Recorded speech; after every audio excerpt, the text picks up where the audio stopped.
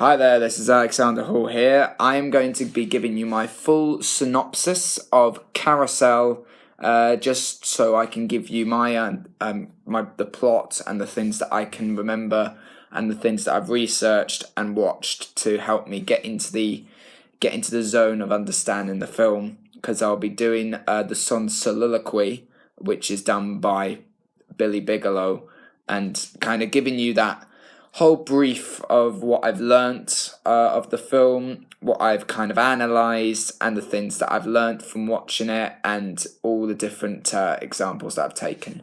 So Carousel was a film that started back in 1956 by Rodgers and Hammerstein, who had just got back from having a success from their last film, which was Oklahoma, which also starred the leads of Carousel, which was Gordon McRae and Shirley Jones. And straight from that point, they thought of starring them again for this film, which was just as much of a success as Oklahoma. So for this film is based back in 1873 in New England, America.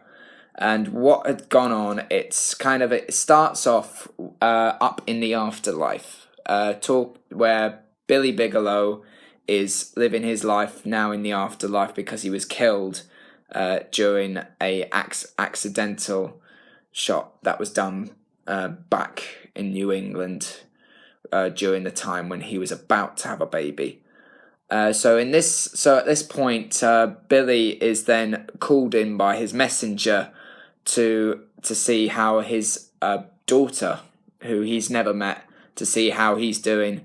And the messenger's saying that actually she's not happy, she's feeling very discouraged, and that she's losing a lot for herself. So Billy is then encouraged to recap back on his life from when he first met Julie and how it started building from there all the way to when he died.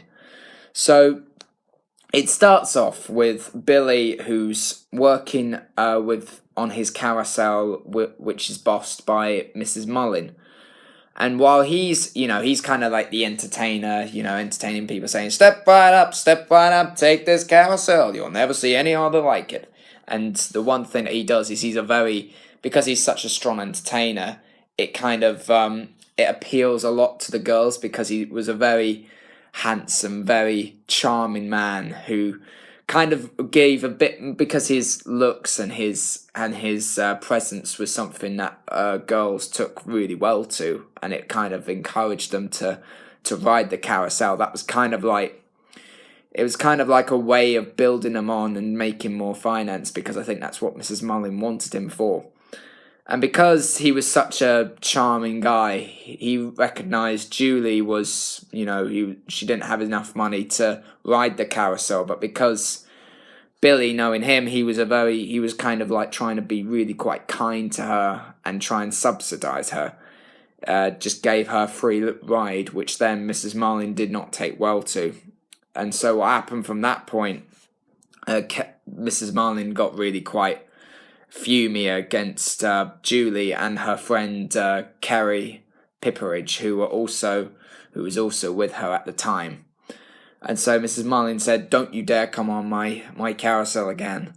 And so from that point, that's when Billy kind of turns up in and says, "Why are you doing this to her? I was just helping her out. I was just doing her a favour." And the fact that he was just kind of being really kind and trying to help Julie out and say that she was broke at the time, she might not have had enough money or something like that, that he lost his job at the carousel for giving Mrs. Mullin a bad name in her perspective of it. And so from that point, because he lost his job, he didn't know what else to go into and what to find. Because mainly he was doing that job because he was single, and it was to attract a lot of girls' attention. So I think from that point, that's when Billy was then thinking, well, I have no job, I've got more time, I'm more flexible than anything else. And then went to Julie and said to Julie, do you want to meet up at some point? And so from that point, that's where Julie starts to think, is he got a crush on me or something? Is this kind of coming into me? And so Kerry is then realizing that actually there is something happening. There's something quite suspicious happening between Julie and Billy. And then from that point, Kerry's then trying to show off a little bit towards Julie and saying, "Oh yeah, I've got a new lover called Mr. Snow, known as Enoch Snow."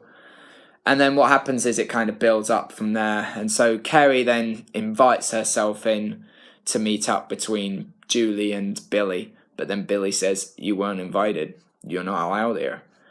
And so from that point, that's where Julie and Billy are then left alone.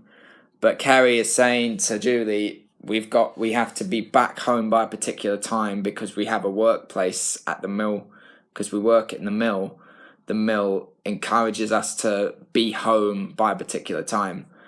But Julie didn't want to leave, and she was willing to get sacked for it. So her boss, who's known as Mr. Bascom, came in and said, "Why are you up at this time? Why are you with this man? He's someone who takes money from girls."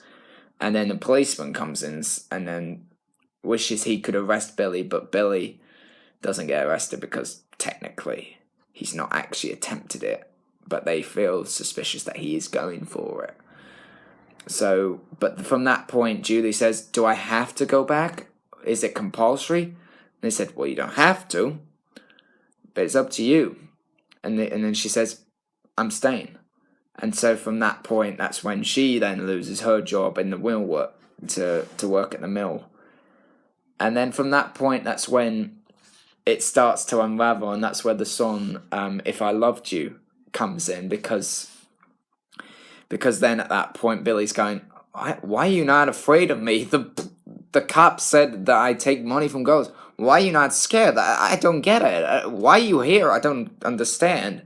And then Julie's like, "I don't know. I don't know what it would be like." And then pretty much Billy's going, "What if you loved me?" And then she goes, "I don't love you." And then it starts to go on and on and on. And then Julie says, "If I loved you time and again, I would try to say." And so at that point, they're going, "Well, you don't love me, but I don't love you." And then it kind of tells its feeling, and then all of a sudden they realize actually they do love each other, but they've just kind of played off each other. And then that's where they realize actually that's where they love it. That's where their love becomes reality. And so from that point, they get married, and they then go on and stay. They go on and live at Julie's cousin's bunk, which is, well, it's like a spa. And her name is Nettie. Her name's Nettie. And so at that point, that's where they have to use their phone because, one, they don't have a job, and secondly, they still have to look for one. So for that point, that's where Nettie then leaves the spa for them to share alongside her. So in this point now, while they're married, it's kind of like the no-brainer that they're starting to really build, and they're starting to live together. They're doing a lot with each other. They're going out a lot. But at that point, because they're not working or doing anything like that, they're pretty much, Billy's broke, but he's not really trying. He's not really trying to find himself a new job. He's not really making an effort to. So from this point now, because Carrie has already got Enoch Snow, Carrie then invites Enoch to meet Julie and Billy for the first time since they were married. And from that point onwards, they start to build a relationship between each other, and it starts to really grow from there. That there's a bit of rivalry between Enoch Snow and Billy Bigelow, and of course Billy is hanging out a lot with his friend Jigger, who's very much, he's like a true criminal. who's putting bad encouragement towards Billy on so much. But for a while they realise, I think what happens is because Enoch and because of course Enoch and Kerry then invite them onto like a boat ride, they then start to go onto this journey, and I think from that point Billy and Julie then see the connection between Kerry and Enoch, and how they're really starting to build between each other and make this connection together like this, and that they want to do stuff, they want to go out, they want to go on holidays, they want to just go out and do things just to get adventurous, because that's what lovers do, because it's natural, because you want to spend days. You don't want to just spend a day, you want to spend days, you want to spend weeks with them, you want to spend your whole life. It's not like I just want to spend one day and then I'll just do something else. It's very different to that.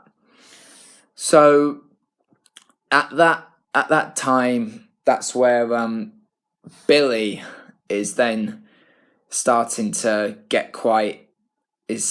worry a lot about the relationship between him and Julie. And Julie is starting to try and what goes on between them. They have a few arguments, and it turns really sour. And during that time, Jigger's really trying to show Billy on how to find a job, but the jobs that he's putting him into is like black market jobs, so jobs that are illegal. And he's not really sure at that time, because he doesn't want to be seen as a criminal. He wants to be seen as doing a job that he knows that he can come back home and be like, I enjoyed this job, I so enjoy this job. And Jigger's more worried about him financially than what he does, what he wants to do, what he loves. So for a while at that point, then Mrs. Mullen comes in because she doesn't have anyone to replace Billy. So she comes in and says, hey, I know that you're having a lot of problems, and you're not really able to find another job, but the fact is, Billy can't be bothered. He just cannot be bothered to find a job. So then that's when Mrs. Mullen comes in and says, do you want to have your job back? I can give you the job back. And because it seems a little bit awkward at that time, because he's already married to Julie, it's really quite a difficult one to accept. But then that's where Julie comes in and says, before you make this decision, I need to tell you something very important. And that's when Julie tells Billy that she's pregnant. And then at that point, that's when Billy rejects the job to go back to the Carousel, and then he starts dwelling on what his child could be like. And that's when my song Soliloquy comes in, and that's when he's thinking about what could happen with what his new child could be. He dwells on the fact that it could be a boy. He goes on saying, my boy Billy Jr., oh, he'll be tall and as tough as a tree. And just keeps going and on and on. And then all of a sudden goes, oh, wait, it could be a girl. And it is a really funny song. It's one that really gives you that mixed emotion of excitement, but then you forget quite a few of the issues that you could have with that. So at that point, while he's doing the song, he then realizes, I need to really discipline myself and find a job, because if I don't find a job, I'll have no financial support to support my child. And that's when he's saying, well, you know what? I will either do a black market job, I will do any kind of job as long as I get enough money to keep my family happy.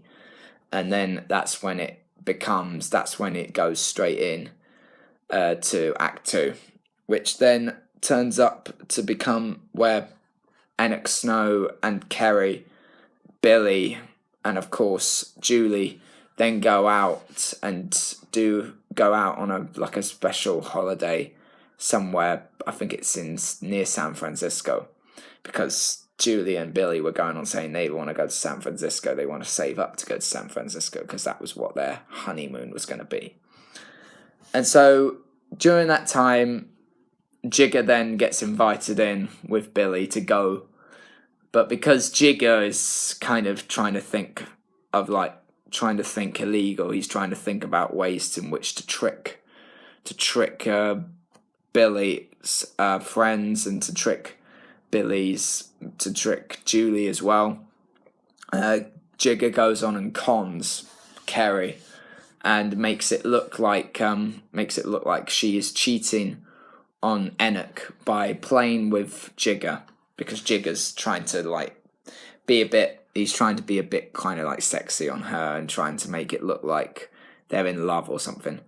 And then that's where Enoch comes in and goes, "You liar! You're cheating on me!" And then they break up. So yeah, Enoch and Kerry then get split, and so Julie's having to comfort Kerry because she's his best friend. So she's trying to cheer him up. But then, yeah, that's when Billy and Jigger then go out back to New England, so that they can try and find ways of earning money. And so they go on and try and steal. So yeah, they find themselves back in New England, in the main New England, where it's the center of the town. And so in that time, they find Mr. Bascom. And so Jigger is then saying, "Let's try and steal money off of him. Let's try and do something." And then that's where Billy is then killed, because what happens is he has his knife, which is completely crazy if you ask me. He has his knife stuck right on the top of his trousers and stucks it straight in there, and thinks it's going to be secure. His whole body's going to be secure, which is not going to happen. So what happens is, they try and grab the money off of him, but he then notices them, and he knows what trick Jigger's trying to make. But then Billy is then told, "You're going to spend 20 years in jail." And he's going, "I'm not going to be in jail. I'm not." And then all of a sudden he runs off, and then he tries to climb, but then he falls, and then the knife comes sprawling out, and then it stabs him accidentally. And then it kills him. And that's where his life is stopped from there. And while Julie has not given birth yet, that means that, the child is going to have no father. It's just going to be a mother. So just right there, as soon as he dies, that's when the song "You'll Never Walk Alone" is then put down by Nettie, because Nettie then sees that Julie is devastated that Billy is gone. And so during that time, Nettie is then just trying to put Julie onwards and upwards, even though it's easier said than done. So after that, after the messenger had recapped that whole story of what happened to Billy from the first day he met Julie to the day he died, that's where the messenger says, "We want to show you your daughter. We want to tell you that your daughter is not happy. She's discouraged. She wants to die. She's lonely. She has no friends. People are bullying her, and all that kind of thing." So then that's where Billy is then sent down to Earth to go and see her daughter, to go and see his daughter Louise. And then he just watches what happens to Louise. So he watches this ballet choreography that goes on with her, how it's like this 12-minute long ballet that goes on. So she's like the lead in the whole thing, and it kind of is like a creation of what happens with her at school, how she meets a boy, and the boy is just being all irritable and so horrible to her, and it all ends up in her just feeling like she's all alone. She has no one to care for her, apart from, of course, her mother, Julie. And so that's when Billy is then sent down to be seen, so that Louise can see her, to see him. And that's all where it starts off. And so Billy is then saying, you know, you should have seen my father. You should have seen your father, because he was a great man. He was, and then trying to make her feel like she came alive through a wonderful soul who actually had a real likable character to him. And Billy is then trying to give Louise a present, and gives her a star from the heavens above. And because Louise is starting to go, I don't want to take presents from strangers. I'm not allowed to. My mum would never allow me to do that. But then Billy is trying to pull her in, trying to stop her from rejecting it, from rejecting the star. And then, slaps her on the hand. But after he just goes invisible, before Julie then comes out to see that it's Billy, then pretty much Louise is going, there was this man, gave me a star, and he hit me, but it didn't hurt. It was more like a kiss than a hit. Have you ever felt that before, Ma? And then, yeah, that's when it starts to come in that she realizes that was Billy. And then after that, that's when they go to the graduation. And, it's Louise's graduation. And so then Billy is then trying to say to Louise very quietly, and as an invisible soul, to whisper in her ear and say that what your head is telling you is actually truthful. Listen to him. He might say the most valid things that you'll ever get in your whole life. And, and then says to her, and then they do the reprise of You'll Never Walk Alone. And Billy then says to Louise, sing, because this song will help you strive. And then he does the exact same to Julie.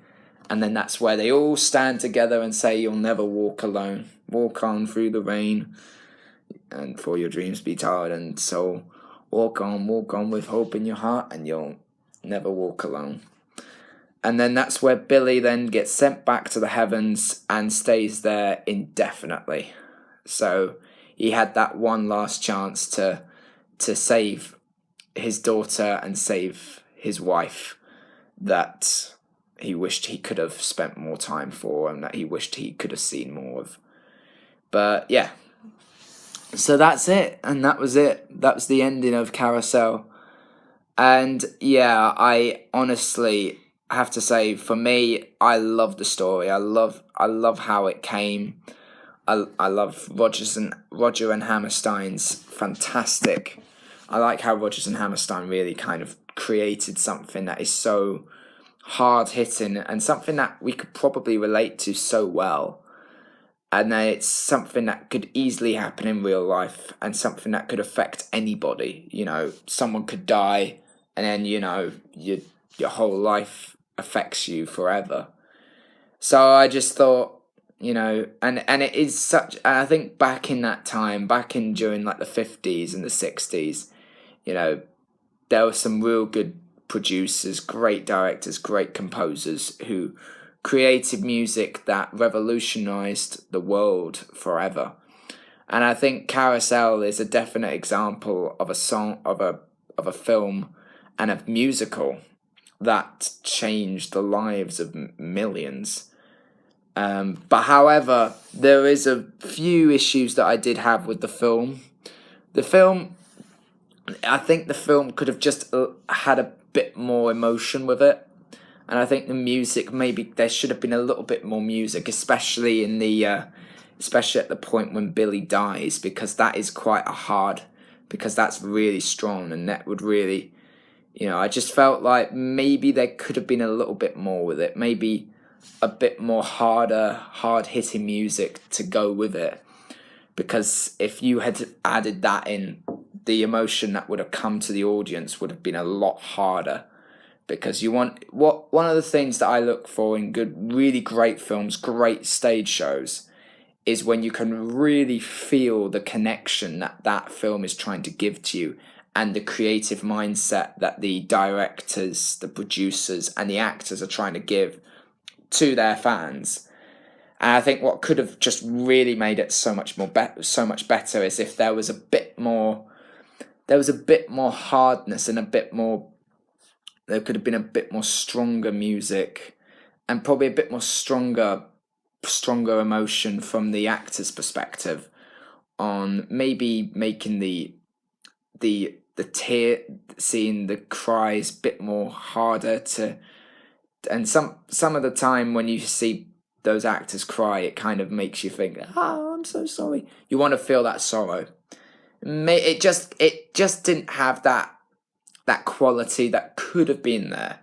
But apart from that, I think it's a fantastic bit of material. The material that was made, that just really fulfilled its whole game, that I thought really made it what it is. And I think the fact that it has just started straight from 1956, and how it's still strengthening each year, with stage shows coming out, the fact that it's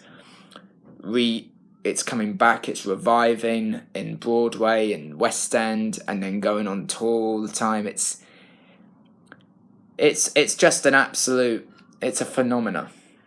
And I think if you look at it if I was to ever see like a tour or see a stage show of it, I would really hope that, from what they see from the film, that there'd be something that big, a lot bigger, that could really hit the audience a lot more.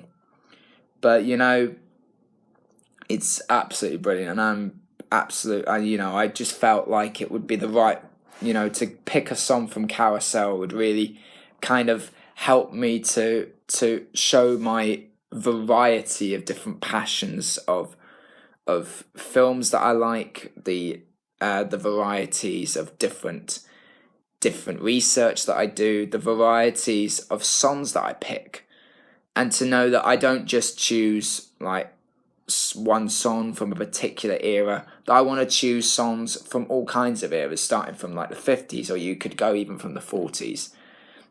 Picking so much of from what has creatively inspired you is one of the things that I really want to take on board when it comes to future auditions, when it comes to going out into the industry, to show casting directors that I don't just choose one particular genre, I could choose dozens. I want to choose multiple ones and give them all a shot. And, Carousel is the best example of, musical-wise, that I don't just want to just pick like modern musicals like Kinky Boots or something like Hairspray, any of those kind of, or Mamma Mia. I don't just choose that. I wouldn't just go and choose a song from those kind of musicals. I would want to pick, songs from things like Carousel, Oklahoma, or Wizard of Oz. And then, and even, and the fact that those songs are very underrated in some sense, and that those films and stage shows are very underrated because people don't take as much notice to them, because they think, we take more notice to things like Les Mis and Phantom of the Opera, because those are the biggest shows that have ever hit musical industries, that you want to try and think that there are more bigger shows out there. There are shows that actually inspired these shows to start and these films to begin. So I felt use Carousel, or use Wizard of Oz, use whatever song is from one of those musicals, because once someone starts to go, he's picked a song from Carousel, and then he's picked a song from something like, I don't know, something from Thoroughly Modern Millie, which is probably a song that's not from the original film, and that's actually from the stage show, they'll think, I get it. He's picking songs from different eras, and so it actually helps to show his variety of different passions of different musicals. So yeah, that's pretty much all I really can say. I hope you've enjoyed this vlog, and I hope you like it. Thank you very much, and this is Alexander Hall. over in and out.